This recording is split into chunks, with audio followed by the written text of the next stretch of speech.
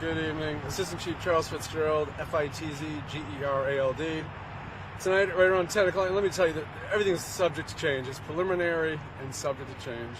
At approximately 10:15, officers observed the white vehicle behind us use the signal. Well, they failed to signal.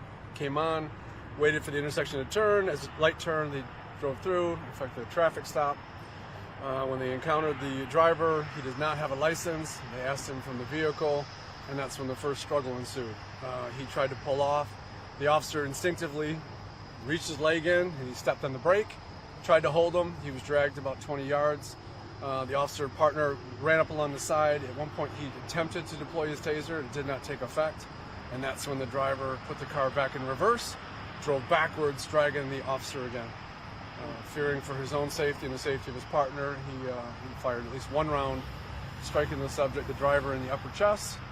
The driver was conveyed to the nearest hospital by medic 17, and he was pronounced dead at scene, or dead on arrival. The officer also was taken to the hospital. He sustained some injuries.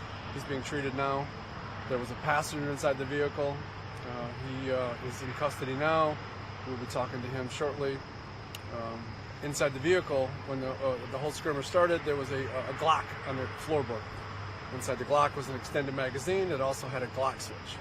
And I say that to say that if he pulled the trigger one time on the officers, 15 rounds come out quickly. So there was a lot going on. Also inside the vehicle, there's some marijuana that looks like it's packaged for sale. So a lot more to get through, but we're thankful the officers are safe. Any questions? Do you know the age of this person who was? I do not. I have no information on the driver at this point. Any leads coming from surveillance now? I know there's a lot of cameras in the area. Yeah, absolutely. Green light behind you, green light across the street. So we have plenty of video assets. Officers had their body-worn cameras on, so we'll have a better story in the morning. You sure your officers are okay getting dragged 20 feet? That hurts. Yeah, he's being treated now. He seems to be a tough kid. He's going to be okay. How many years on the force is the injured officer? How many years does he have in the force? I don't know off the top of my head. I know more than 5 years each. So, but both officers are doing okay at this point. The deceased is a resident of Michigan, Detroit. We don't know. We don't have a whole lot on him.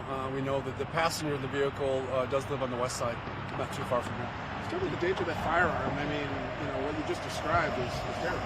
Yeah, it absolutely is. You put that in the wrong hands, and unfortunately, it may have been in the wrong hands tonight. The simple pull of that trigger, it squeezes off a lot of rounds really fast. You can do a lot of damage. It's terrifying. Do you know the entirety of how long this is? I know you said you reversed and going forward. Do you know roundabout like how long that was taking? How long that struggle ensued? Yeah, I would looking at some of the video, it's probably less than a minute. It was quick, but a lot was happening. Thank you guys. All right, Chief. Thank you. Thank you. Appreciate it. Thank you. Thank you.